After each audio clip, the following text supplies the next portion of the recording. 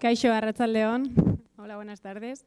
Bueno, antes de nada, agradecer a la organización por haber preparado esta jornada tan interesante y agradecer por invitarme a moderar hoy aquí. Agradecer especialmente a Julio, que justo se ha tenido que salir, pero bueno. Espero que hayáis desconectado, os hayáis hidratado, comido, movido, que es muy importante, ya sabéis, para aumentar esa atención y la velocidad de procesamiento de toda la información que nos va a contar ahora Borja, que va a ser súper importante.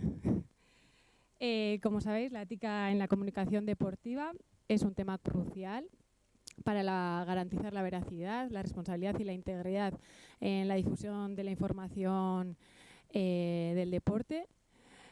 Muchas veces los profesionales se tienen que resistir a difundir pues, titulares demasiado sensacionalistas o información falsa, y tanto la verificación de datos como la fuente confiable son esenciales para combatir la desinformación.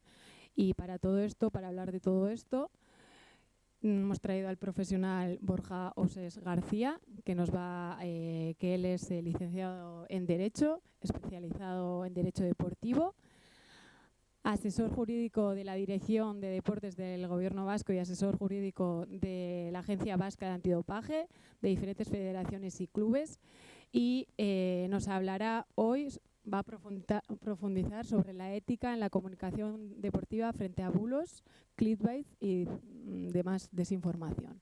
Así que Borja, ya sabes, zurea da hitza, intentaremos reservar los últimos 15 minutos para ruegos y preguntas.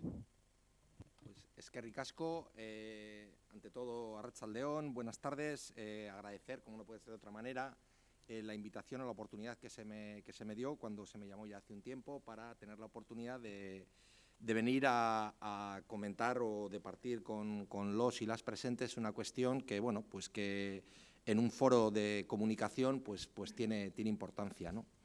Evidentemente, mi formación no está vinculada al ámbito de la comunicación, ni tan siquiera a las ciencias de la actividad física y del deporte, sino que, como bien se comentaba, pues mi rama vengo del ámbito jurídico, del ámbito de la legalidad o de todo lo que tiene que ver con cuestiones, más normativas, de litigiosidad, etcétera, etcétera. O sea, estoy más vinculado al ámbito jurídico que al ámbito de la comunicación o incluso de la prensa deportiva, ¿no?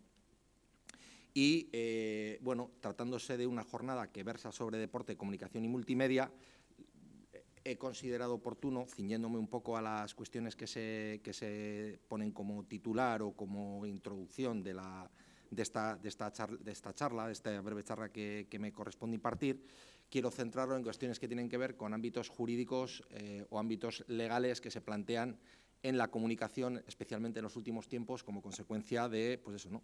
Creo que ha existido o existe, y me temo que va a seguir existiendo, un cambio en las tendencias en cuanto a la comunicación y en cuanto a las formas de informar en la sociedad, y evidentemente eso está teniendo connotaciones de carácter o corte legal desde el punto de vista de que se generan, pues eso, ¿no?, situaciones que en ocasiones no estaban contempladas o no estaban previstas en el ordenamiento jurídico y que en muchos casos se están resolviendo a golpe de litigio y, por tanto, a golpe de procedimiento judicial o situaciones, eso, ¿no?, donde ya hay un procedimiento conflictual encima de la mesa, ¿no?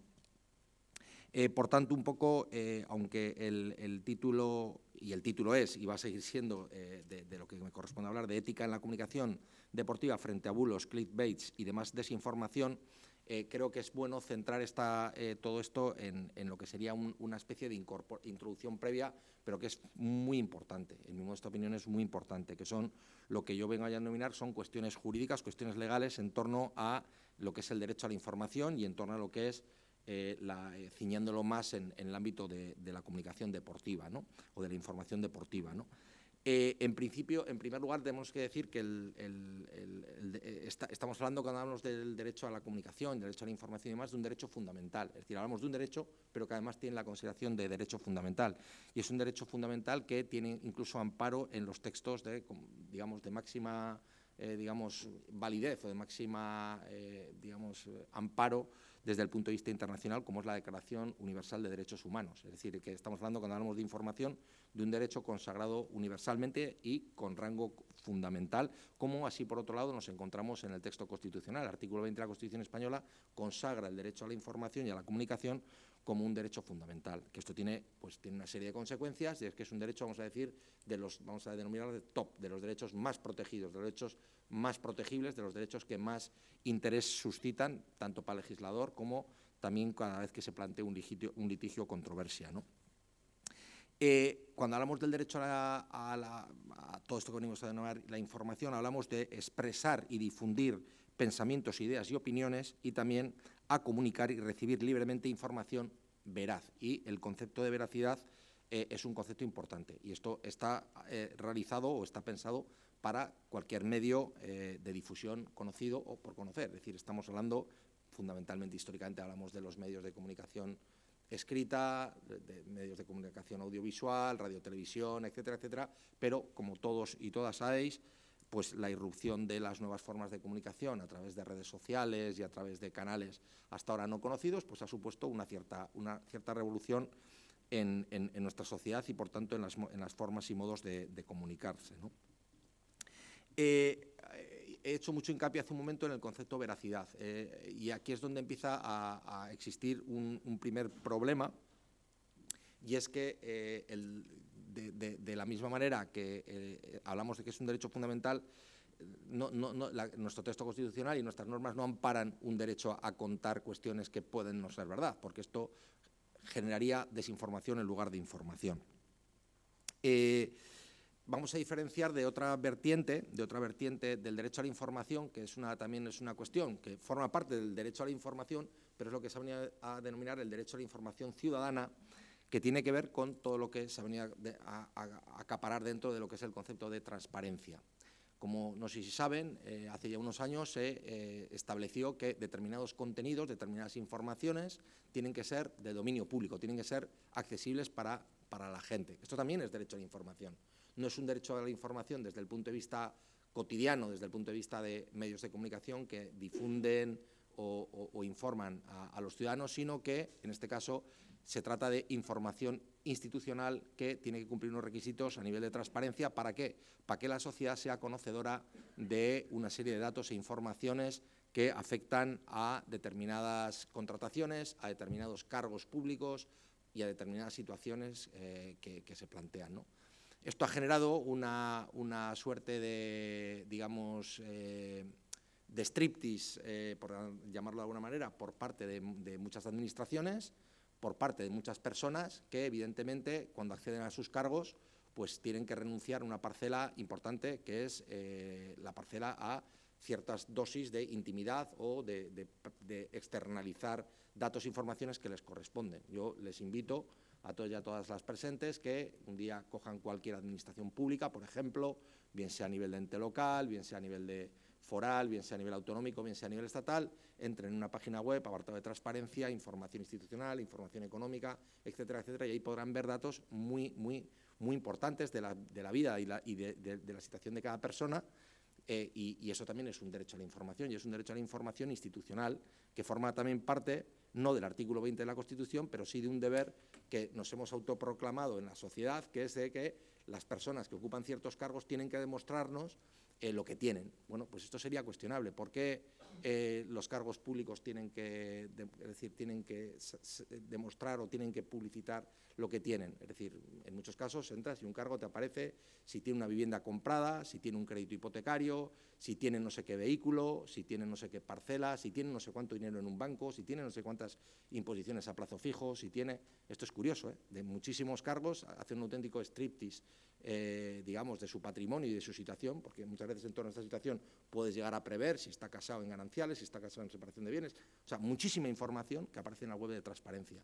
Esto es derecho a la información, pero no es un derecho a la información dentro de lo que podríamos entender que es el ámbito del artículo 20 de la Constitución española, pero sí que me ha parecido oportuno para que veamos que hay formas de comunicar o de informar de datos y de situaciones bueno, que en algunos casos sobrepasan lo que incluso podía ser entendible, ¿no? Porque una persona por acceder a ser alcalde en un municipio o por ostentar, yo qué sé, el cargo de parlamentario o de senador o lo que fuere, tiene que externalizar y decir todo lo que tiene, ¿no? Pues esto es una cuestión donde vemos que en ciertas situaciones la sociedad ha exigido un plus de información a estas personas en determinadas situaciones.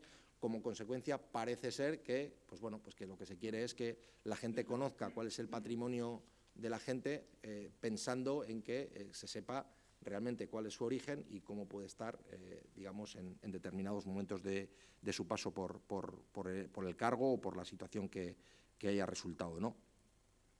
En materia de información hay una máxima para los juristas y es la compatibilidad del derecho a la información y el derecho a expresar y comunicar e informar con la tenencia o existencia de otros derechos que son igualmente susceptibles de amparo y de protección, porque no hay ningún derecho absoluto. Pues se puede decir que el único derecho absoluto podríamos entender que es la vida, pero incluso en algunos sitios existe la pena de muerte. Pero vamos, el único, o sea, como derecho, el derecho a la información es un derecho fundamental, como decíamos, es un derecho contemplado en muchísimos textos de máximo rigor, pero nos encontramos con que hay otros derechos que también entran en colisión o pueden entrar en colisión con el derecho a la información. Es decir, cuando una persona, un medio, decide informar o comunicar públicamente determinada noticia, determinada información o determinados datos, puede entrar en colisión con otros derechos que son igualmente susceptibles de protección. Y les voy a poner varios ejemplos.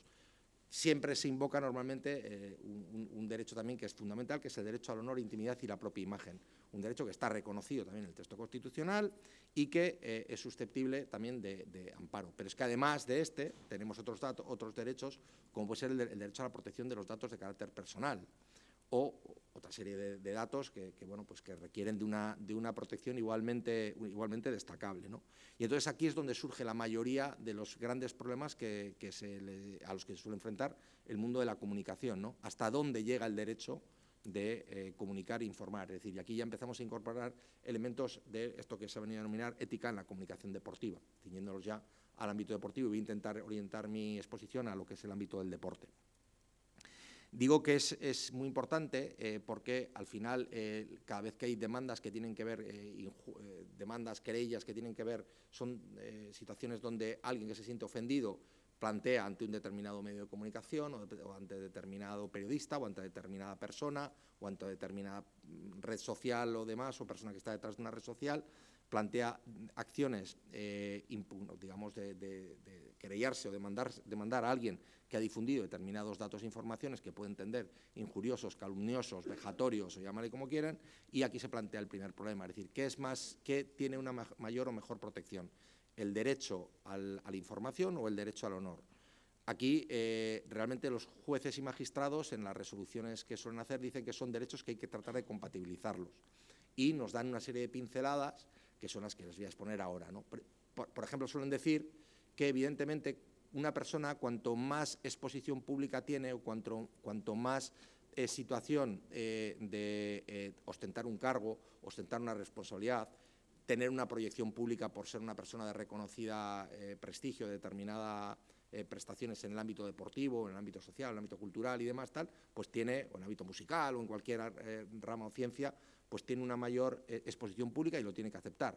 Que no tiene el mismo grado de protección, la intimidad de una persona que es un personaje o una persona pública, a una persona que simplemente es un ciudadano a pie, que no tiene ningún tipo de situación susceptible de una protección, digamos, pública, ¿no? Entonces, esto es una primera cuestión importante. Hay colectivos, como creo que a todos se nos está ocurriendo el mismo, que es los menores de edad, que son colectivos que tienen una especial protección. Es decir, dentro del derecho a la información, como sabemos, cada vez que hay datos, informaciones o noticias vinculadas a menores, esto requiere de una mayor protección, que está pues ya incluso reconocido por normas ¿no? específicas de la protección de la infancia y de los menores. Esto es importante en la medida que, como decía, cada vez que se plantea una cuestión de una información que alguien considera que atenta contra sus derechos, normalmente pues va a intentar ejercer esto que bueno, pues es la acción penal o la acción indemnizatoria, invocando que se han vulnerado sus derechos, bien en materia de protección de datos, bien en materia de honor, imagen y demás. Aquí surge un concepto importante en el ámbito de la comunicación, que es la llamada exceptio veritatis. Exceptio veritatis es un concepto que es el que nos dicen los jueces y magistrados, que dicen que cuando una persona es pública y se dice determinado dato sobre esta persona, por mucho que no le gusta que se publique ese dato, si ese dato el periodista demuestra que es verdad, evidentemente tiene derecho a difundirlo. Esto es lo que se conoce como exceptio veritatis. Yo puedo decir algo que a oídos de quien es el afectado realmente no le gusta o entiende que no es adecuado. Pero si la persona que lo ha invocado, lo que lo ha transmitido, es capaz de demostrar la veracidad, pues evidentemente, por esta llamada exceptio veritatis, pues quedará exonerado de, por ejemplo, de cualquier responsabilidad penal, como por ejemplo aparece en el artículo 415 del Código Penal, que dice que el acusado queda exonerado de pena si prueba el hecho criminal del imputado. Si yo digo a alguien que esta persona es que ha cometido no sé qué delito por delitos contra la salud, delitos contra la seguridad vial, delitos contra el patrimonio, de cualquier delito, y yo lo publico y demuestro que esto es verdad, por mucho que sea una noticia que atenta contra el honor de esa persona, porque evidentemente nadie va a querer que se sepa que alguien ha tenido una condena, pero si yo luego demostrar la verdad, estamos ante un tema de exceptio veritatis. Hay que diferenciar, dentro del ámbito de la comunicación, suele ser importante diferenciar dos ámbitos. Comunicar e informar respecto del objetivo o respecto de lo que es valorativo. Esto es muy importante. Y es de aquí de donde vienen gran parte de los problemas en el ámbito de la comunicación deportiva, ¿no? Es decir, y aquí hay que fijar el límite, nuevamente, de hasta dónde llega la libertad de expresión y hasta dónde lleva la libertad de comunicación de cualquier medio o de cualquier persona, ¿no?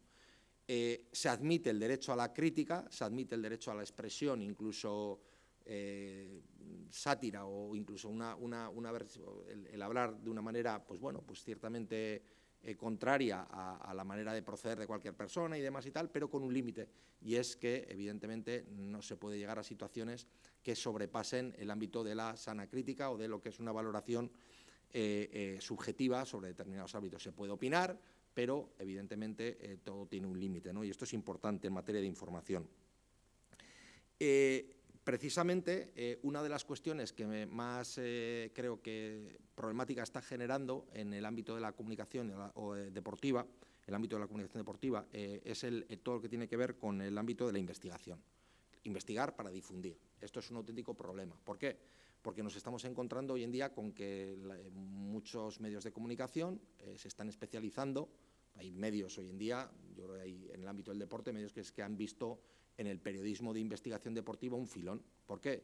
Pues porque es muy recurrente destapar casos de corrupción en las federaciones deportivas, porque es muy jugoso destapar casos que tienen que ver con la violencia con los amaños de partidos o con causas de dopaje y demás, ¿no? Entonces, esto hay que tener, digamos, presente que determinados medios de comunicación, determinadas plataformas hoy en día, pues están encontrando en la prensa deportiva, vamos a decir, sobre temas que no se ciñen o no están constreñidos a lo que es puramente la información deportiva sobre resultados, competiciones, entrevistas y demás, sino que se centran o se están limitando a lo que es el litigio, la controversia, los escándalos y demás, ¿no? Han encontrado un rédito precisamente por una cuestión importante, y algunos medios algún medio en concreto me lo han manifestado. Me dice, esto es muy sencillo, Borja. Me dicen, mira, nosotros sacamos una noticia en nuestro portal, sacamos una noticia sobre un determinado escándalo en una federación y las visualizaciones o visitas que tenemos son las que son. Cuando aportamos información ordinaria, cotidiana y demás, esto no tiene un seguimiento real y, por tanto, realmente, nos encontramos ante una situación un poco compleja, ¿no? Porque realmente, claro, está empezando a florecer lo que es la prensa deportiva especializada en eso, ¿no? No sé si llamarle, así como en el ámbito social existe la prensa rosa o la prensa amarilla, no sé, pero cada vez más en el ámbito del deporte empezamos a encontrar lo que es no sé si llamarle el periodismo carroñero o tratar de desempolvar, o sea, de sacar a colación los problemas existentes o dar noticias y demás, ¿no? Yo, y entrando ya un poco en el concepto de este que aparecía en el titular de clickbaits, a ver, aquí lo que hay es que hoy en día, con el modo de consumo que hay, fundamentalmente noticias a través de portales, ya la prensa escrita en papel ha pasado, digamos, ha tenido un descenso significativo por lo que siempre se viene comentando. Aquí lo que están proliferando es todo lo que es portales web, redes sociales y demás, y lo que se trata es de difundir noticias a través de mecanismos de impacto suficientemente atractivos desde el punto de vista del titular o de lo que el lector entiende que va a haber detrás de esa noticia, para atraer visualizaciones y lecturas. Nos estamos encontrando, y es casi diario, las situaciones en las que detrás de una noticia con un titular muy atractivo, muy impactante, luego te vas al texto de la noticia, o sea, te lees todo el texto, te lees todo la noticia en sí, todo el relato y tal, y bueno, y al final te das cuenta poco más o menos que entre lo que es la parte correspondiente al titular y la expectativa que tenías de lo que te ibas a encontrar de una noticia y lo que realmente has leído, realmente hay una disparidad terrible, ¿no? Sin embargo, probablemente el periodista o los medios de comunicación ya han conseguido lo que querían, que es has entrado en la noticia, has permanecido leyéndola, etcétera, etcétera. Incluso mucha gente que ni la habrá leído igual ya la ha compartido y demás. Por lo tanto, genera un efecto que es el deseado, que es precisamente atraer, en base a titulares pues un poco pomposos, todo lo que tiene que ver con el lector, ¿no? Recomendaciones a los periodistas, muchas veces, que se hace en el ámbito jurídico, que sepan entender lo que es la presunción de inocencia. Esto es fundamental, el tema de la presunción de inocencia. Una de las cuestiones es que sepan encajar el derecho a la rectificación. Es decir, no sé si saben que desde el año 82 existe una cosa que se llama la ley el derecho a ejercer el derecho a rectificación, que es que cuando un medio publica una noticia y alguien entiende que no se corresponde con la realidad, tiene consagrado un derecho a solicitar que el medio la rectifique en los términos que la persona o entidad afectada considere oportuno, de tal suerte que si no accede a ello el medio de comunicación tienes derecho a solicitarlo y instarlo judicialmente en plazos muy preclusivos, ¿no? Hablaba del tema de la presunción de inocencia porque, evidentemente, en muchos casos nos encontramos con que detrás de noticias o de casos o de expedientes supuestamente de una gravedad supina en cuanto a lo que el periodista trata de hacernos ver, realmente luego acabas metiendo el bisturí en el caso o en la noticia o en lo que se está publicando y te das cuenta que ahí no hay nada, que ahí no hay chicha, que ahí realmente están diciendo que algo se está investigando, que ha habido no sé qué investigación y tal, pero bueno, de ahí a la realidad del que te están vendiendo a través de un titular o a través de una información, pues hay una disparidad absoluta, ¿no? Tenemos que tener en cuenta que el periodista se agarra normalmente a una cuestión que es el interés público, ¿no? El interés público, es decir, ellos, los periodistas o la gente del mundo de la comunicación o las entidades y los departamentos de comunicación invocan siempre la existencia de un interés público para poder ejercer el derecho a difundir determinadas cuestiones o informaciones, ¿no? Incluso en algunos casos pues con situaciones de intromisión, es decir, que lo vemos permanentemente, pues eso, ¿no? Periodistas siguiendo a deportistas o a personas más o menos públicas para que haga una determinada declaración y no acceden, ¿no? Pues hombre, eso realmente supone una cuestión de poco más o menos que de acoso a las personas, que entiendo que el periodista debería respetar, que es el derecho de una persona a no querer hacer manifestaciones, ¿no? Hablaba del concepto de presunción de inocencia porque evidentemente nos encontramos en ocasiones con que ha habido periodistas o medios de comunicación que han sido denunciados o frente a los que se han querellado como consecuencia de la difusión de noticias, ¿no?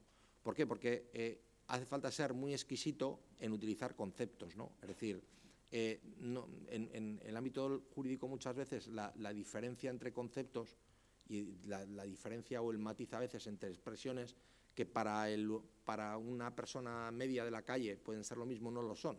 Y sin embargo, cuando evidentemente luego ocurre un problema, te van a enjuiciar o te van a valorar por lo que has publicado o lo que has difundido. Y ahí ya sí que es importante el determinar el alcance de todas las expresiones o conceptos que hayas utilizado. Y siempre se suele recurrir a lo mismo, ¿no? Que no es lo mismo investigado que imputado, que procesado y demás, ¿no? Digo porque en muchas ocasiones se utilizan indistintamente conceptos que incluso para el ámbito jurídico, dentro del ámbito penal, pues se han modificado esas calificaciones o esas denominaciones de esas figuras, ¿no? ¿Dónde está dónde se hace fuerte los periodistas? Pues básicamente, o el ámbito de los medios de comunicación, pues en torno a un concepto que es el concepto de secreto profesional. Y esto es una realidad, el derecho a no desvelar sus fuentes y demás. Y aquí empieza a surgir un problema que ya lleva unos años arrastrándose, ¿no? Y es si los juzgados los juzgados penales en la investigación pueden exigir u obligar a un determinado medio de comunicación a eso, ¿no? A renunciar a ese secreto profesional o incluso a desvelar sus fuentes, ¿no? Hubo bastante polémica hace unos años, hace no tantos años, porque en un juzgado de instrucción, yo creo que fue en Islas Baleares, como consecuencia se estaba investigando unos temas de ocio nocturno y demás. Al final lo que se realizó por parte de los juzgados que estaban investigando esta cuestión entendieron que había muchísima posibilidad de obtener información en los periodistas, y lo que hicieron es requisarles los teléfonos y ordenadores. Es decir, lógicamente sin previo aviso ni nada, y lo que se planteó es eso. Entonces, ahí hubo bastante debate jurídico desde el punto de vista de decir si realmente se estaba quebrantando el derecho al secreto profesional y a no desvelar las fuentes, ¿no?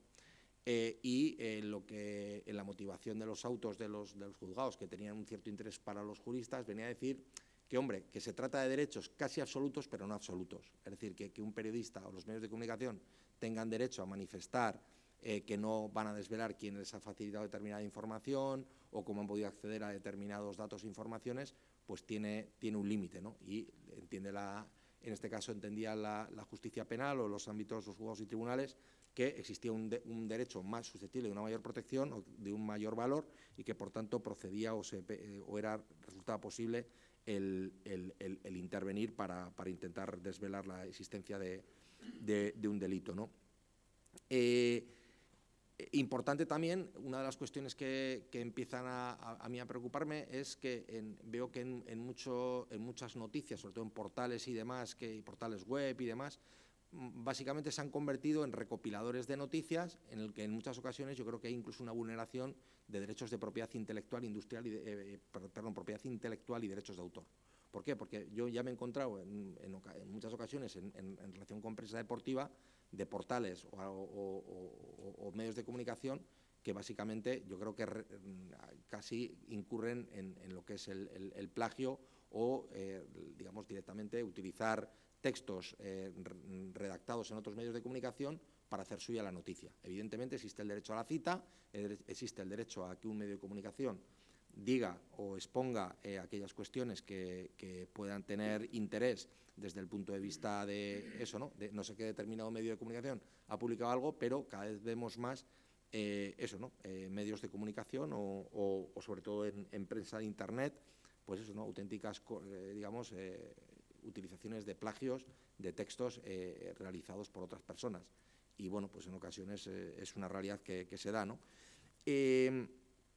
Respecto a cuestiones que en mi modesta opinión se les debe entender al ámbito de la prensa deportiva. Yo tengo la firme convicción, no sé si es porque los periodistas tengo que reconocer que me dan miedo, soy muy miedoso, yo tengo muchas cosas, tengo muchos miedos y tal, y el ámbito de los medios de comunicación me da mucho miedo, porque normalmente pocas veces te dan algo bueno, pero muchas veces te van a dar algo malo.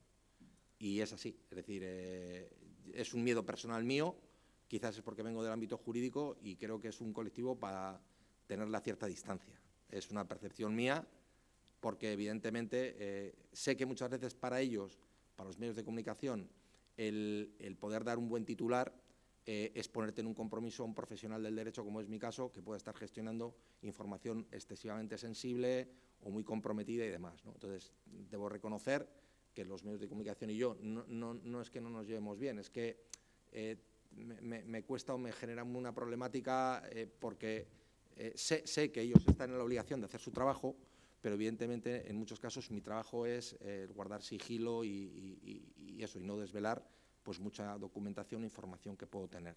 También es cierto que creo que muchas organizaciones mejorarían si se abren más a la información. Es decir, yo creo que en el ámbito del deporte cada vez vemos más cómo todo lo que tiene que ver con la comunicación se está abriendo, y el mejor ejemplo lo tenemos donde ya se empieza a decir, ¿no? pues que ya en las retransmisiones de fútbol te van a poner en abierto las conversaciones de los árbitros en la sala VOR o con el VAR y demás, ¿no? Entonces vemos un poco que el elemento de la comunicación, el dotar de contenido a la comunicación y a todo lo que es especialmente el ámbito del deporte, pues tiene mucho interés. Lo que pasa es que para la gente que nos movemos en ámbitos delicados, como es mi caso, los medios de comunicación nos aterrorizan.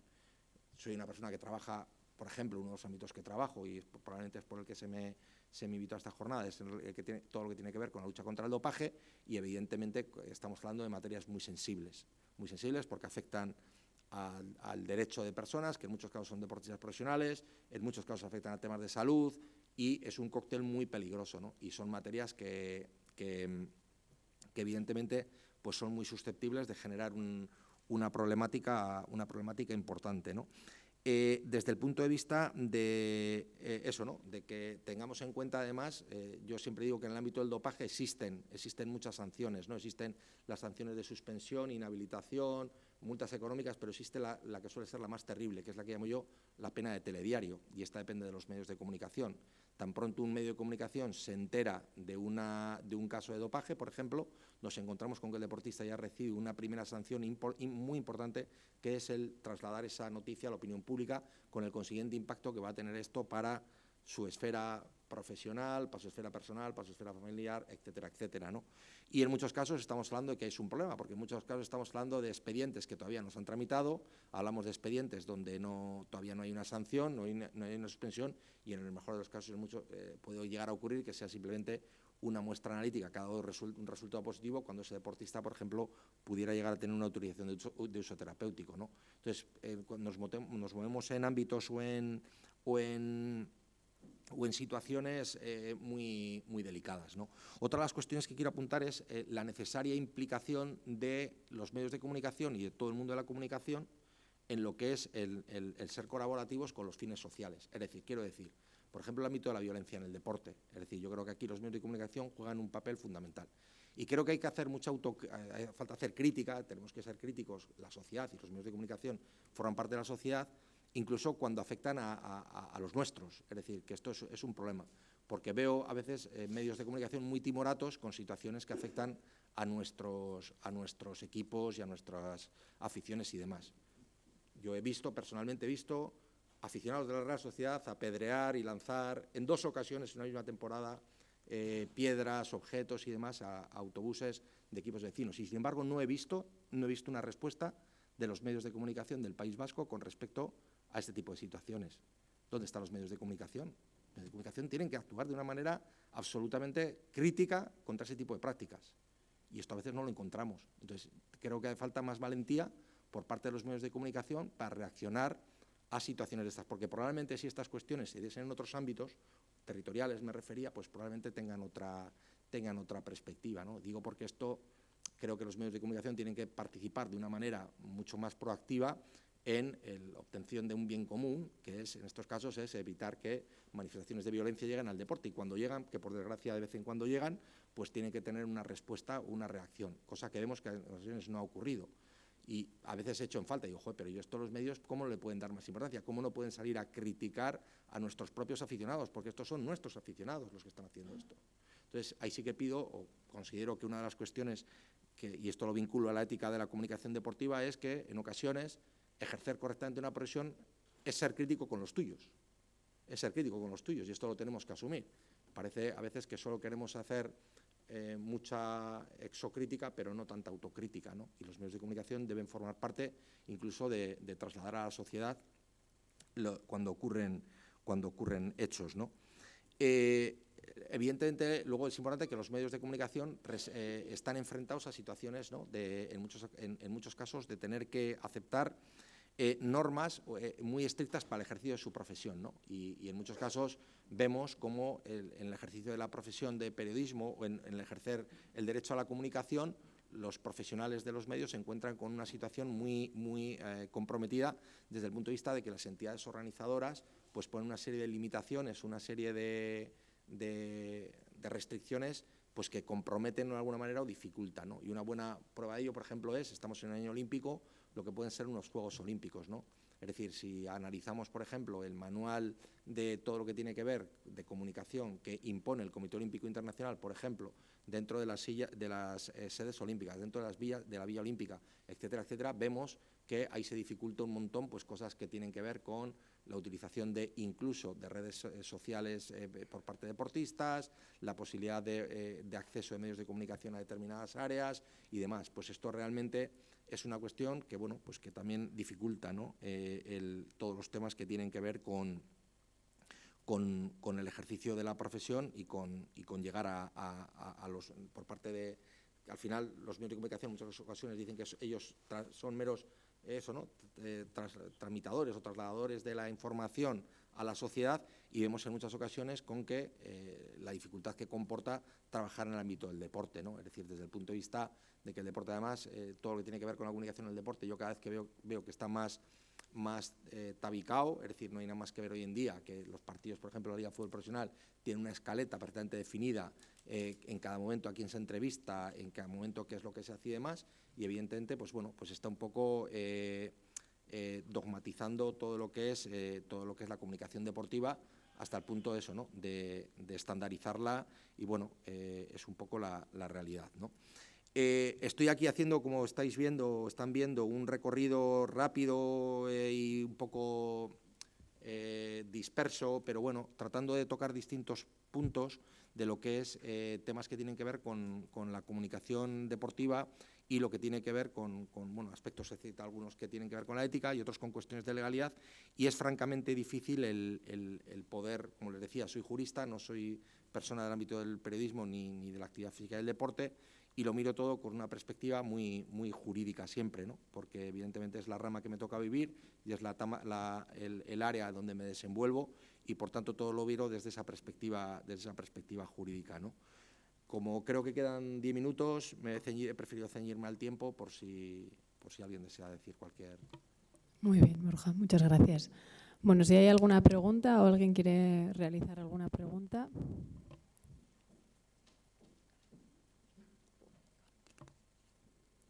¿Nadie se anima a preguntar?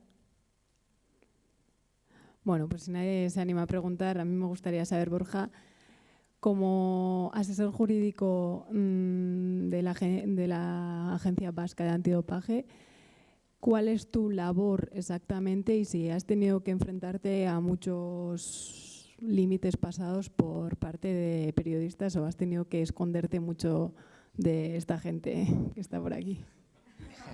No. A ver, sí que es cierto. A ver, en materia de dopaje rige una cuestión, y es lo que llamamos romper la cadena de custodia, o sea, romper la cadena de custodia de la información. Normalmente los procedimientos de control de dopaje están muy preservados de que se escapen datos, porque en primer lugar los controles realmente cuando se van analizando se analizan sobre un código.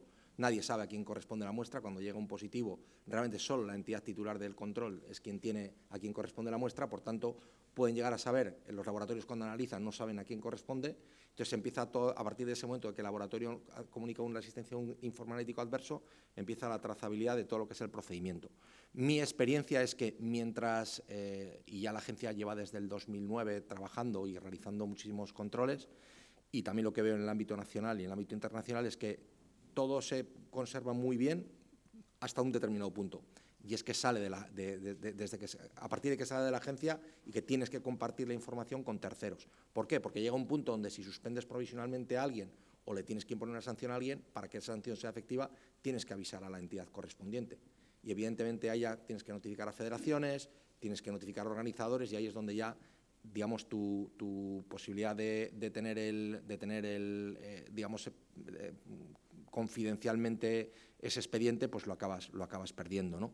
Sí que es cierto que en muchos casos para salvar la ley de protección de datos, las propias leyes antidopaje contemplan la posibilidad de comunicación de sanciones precisamente para que puedan ser efectivas, porque de nada serviría que una persona esté sancionada por dopaje si la gente no lo conoce, porque evidentemente podría ser el caso que le digan a alguien que este no puede participar, ya, pero ¿por qué no puede participar? Porque está 4 años sancionado, pues tendrás que explicarle que una persona puede estar sancionada 4 años por dopaje. Sí que hay todo lo que tiene que ver con protección de datos nos han limitado mucho. Por ejemplo, hay países donde te permiten decir por qué sustanciado positivo, en otras no te permiten. Y bueno, aquí el problema suele ser yo un poco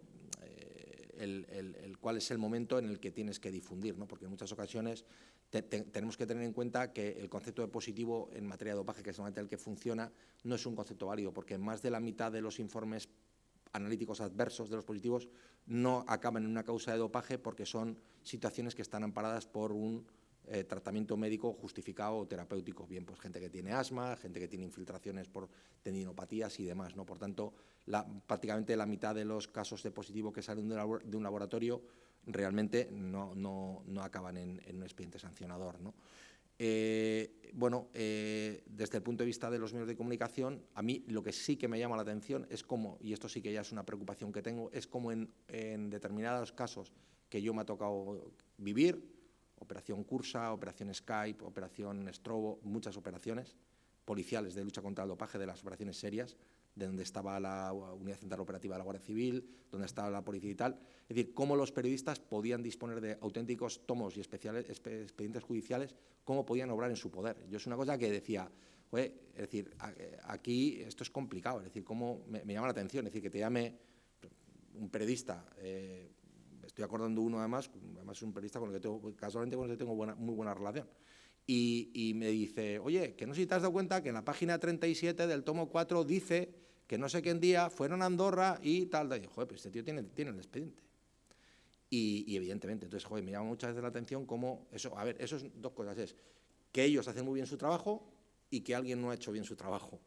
Entonces, yo procuro estar en hacer bien mi trabajo porque eso, ¿no? Es una situación que a veces puedes intuir y tal, pero como decía, normalmente nuestra cadena se rompe en el momento que los datos salen de la casa. Me acuerdo además hace 2 años, yo creo que fue el día 1 de enero, de hace un par de años, de repente el Teleberri abre con un positivo de un campeón de España en una determinada modalidad y pum, fue impactante, evidentemente yo lo conocía. El tema es, claro, luego pensando, dice, ¿cuándo ha habido que notificar? Pues días antes ya había roto la cadena de apertura y que ya hubo que notificar a las entidades que esa persona estaba suspendida, pues ahí pierdes un poco, ¿no? Pero bueno, esto es una de las cuestiones que hay que asumir que es así, y esto que decía, ¿no? La pena de telediario, esto es un tema terrible, o sea, para la gente, el drama de la gente, muchos deportistas te encuentras, no uno, sino bastantes, que te vienen y te dicen, te hacen un ejercicio constitucional y te dicen, mira, yo he hecho trampas, tal, lo único que quiero es que no se sepa. Mira, yo me retiro, yo desaparezco, no me vais a volver a ver, tal, pero por favor que no se sepa. Detrás de mucha gente suele haber dos situaciones. Uno es que tienen otra vida, en muchos casos tienen, mira, es que yo aparte de esto hago otra cosa y tal, y no quiero que esto que he hecho en el deporte incorrectamente me salpique en el resto de mi vida, o te encuentras con gente que ha sido gente y tal, y saben que cuando esto salga, pues realmente va a acabar con una carrera de muchos años donde todo el mundo va a cuestionar lo que ha hecho desde el principio hasta el final, ¿no? Y esto es una de las situaciones que se nos dan, ¿no? Quizás los temas de lucha contra el dopaje, hay auténticos periodistas que están especializados en España en materia, o sea, El País tiene uno, El Marca tiene uno, Las tiene uno, yo creo que hay periodistas especializados. Estamos abogados especializados en lo que es antidopaje y también hay periodistas especializados también en ámbito antidopaje, donde yo quiero creer que tienen contactos pues dentro de las instituciones, porque muchas veces, como les decía, te encuentras con que tienen la información casi al mismo momento que uno mismo. Por lo tanto, eso solo se me ocurre una palabra, que es filtraciones, no hay otra. No. Muchas gracias. ¿Alguna pregunta?